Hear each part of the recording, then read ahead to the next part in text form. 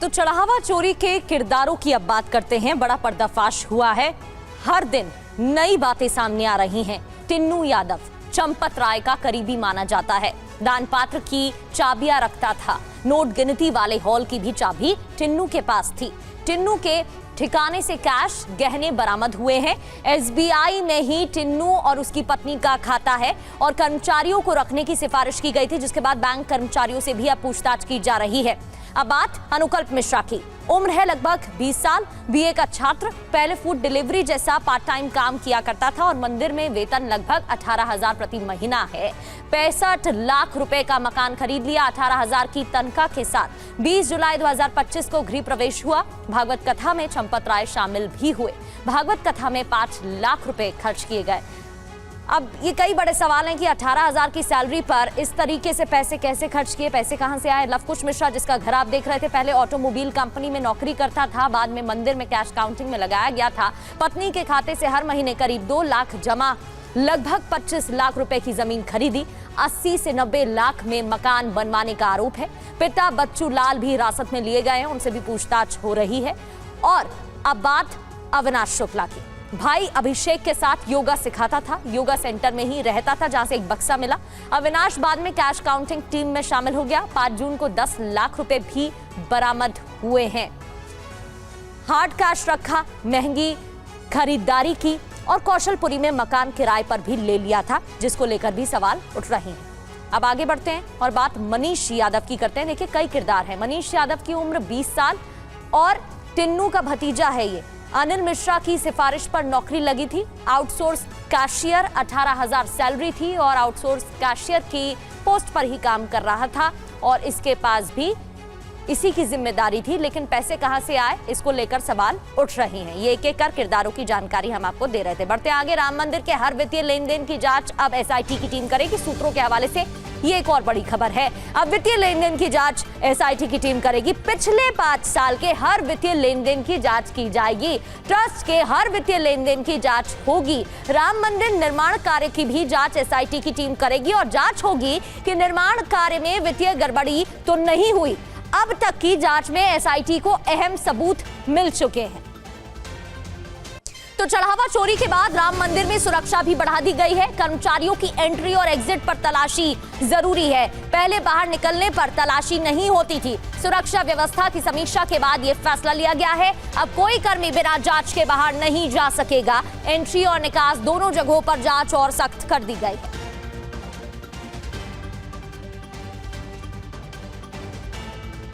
तो राम मंदिर में चढ़ावा चोरी का मामला सबसे पहले जब सामने आया तो चंपत राय ने यह कहकर मामले को रफा दफा करने की कोशिश की कि समय समय पर ऑडिट होता रहता है, इसलिए हम इसकी जांच करा रहे हैं।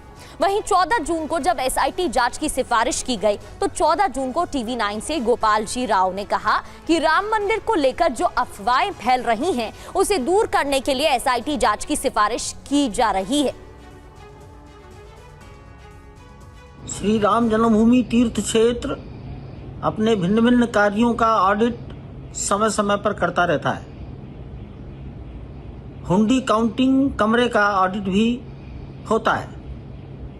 हुंडी काउंटिंग कमरे का ऑडिट राम जन्मभूमि तीर्थ क्षेत्र के न्यासीगण, कार्यकर्ता और स्टेट बैंक के कर्मचारी मिलकर करते हैं। ये कार्य कई दिनों तक चलता है। यही कार्य आजकल हो रहा है। कोई भी उल्लेखनीय बात किसी के भी ध्यान में अभी तक नहीं आई है। श्री राम जन्मभूमि न्यास और स्टेट बैंक जो दान पात्र का गणना करता है हुंडी का, तो उस दृष्टि से ऑडिट कर रहे थे। बीच में भ्रम फैल गया।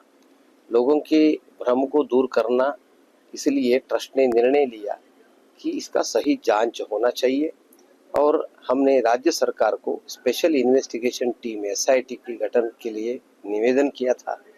राज्य सरकार ने 12-15 घंटे में हमारा विनती को स्वीकार करते हुए एसआईटी का गठन किया। 3 लोगों का बेंच उन्होंने घोषित कर दिया। इसलिए हम राज्य सरकार को धन्यवाद देते हैं।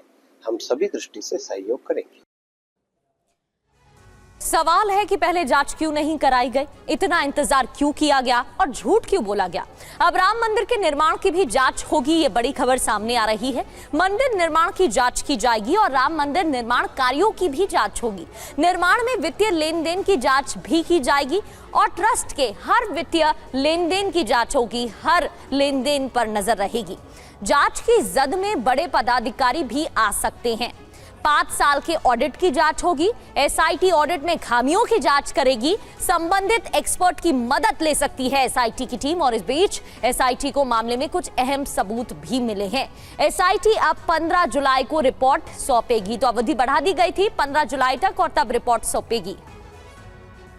तो 7 अभियुक्तों अविनाश शुक्ला, करुणेश पांडे, अनुकल्प मिश्रा, लवकुश मिश्रा, मनीष कुमार और टिन्नू यादव के पास से कुल 80,92,155 रुपए बरामद हुए हैं। इसके अलावा पुलिस को अविनाश शुक्ला के पास से कई कीमती धातु भी मिले हैं। बड़ी बात क्या है, ये कि सभी अभियुक्तों ने अपने जुर्म को कबूल किया है और बताया है कि किस तरीके से लोगों की श्रद्धा के साथ खिलवाड़ किया जा रहा था। अब खबर चढ़ावा चोरी के 5 चरण से जुड़ी हुई करते हैं।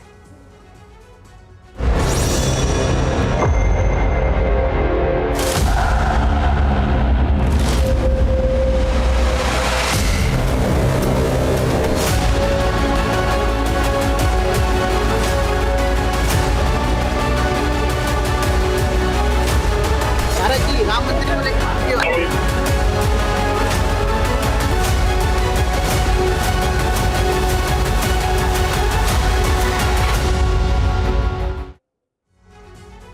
तो TV9 के सनसनीखेज पर्दाफाश में आज हम चढ़ावा चोरी के उस पूरे खेल की परतें आपको बताएंगे जो सिर्फ चोरी तक सीमित नहीं है बल्कि एक सुनियोजित घोटाले की ओर इशारा करता है। अब तक चढ़ावा चोरी को लेकर जो खुलासे सामने आए हैं ये उनसे कहीं ज्यादा चौंकाने वाला है। हमारी पड़ताल में ऐसे दस्तावेज, ऐसे सबूत और ऐसे दावे सामने आए हैं जो भर्ती से लेकर कैश काउंटिंग और मंदिर परिसर में एंट्री तक कई गंभीर सवाल खड़े करते हैं। इस पर्दाफाश में हम आपको बताएंगे चढ़ावा चोरी के 5 चरण। हर फेज, हर चरण के पीछे क्या है, किसकी क्या भूमिका बताई जा रही है और कैसे पूरे सिस्टम में सेंध लगाई गई। हम आपको हर सवाल का जवाब तथ्यों और प्रमाणों के आधार पर देंगे। शुरुआत पहले चैप्टर, पहले चरण से, भर्ती घोटाले से, फिर एंट्री और सीसीटीवी घोटाला और आखिरी में गहना घोटाला। हर पर्दाफाश को देखकर आप हैरान हो जाएंगे, सोचेंगे कि आखिर राम मंदिर में कैश काउंटिंग जैसे संवेदनशील काम के लिए लोगों की भर्ती ऐसे कैसे हो गई और अगर इस तरीके से की जा रही थी तो क्यों? क्या तय प्रक्रिया का पालन हुआ या नियमों को दरकिनार किया गया? राम मंदिर चढ़ावा चोरी 5 चरणों में हुई और TV9 भारतवर्ष पर हम आपको बताएंगे कि कैसे स्टेप बाय स्टेप चंदा चोरी की गई थी। चढ़ावा चोरी का पहला चरण था भर्ती घोटाला।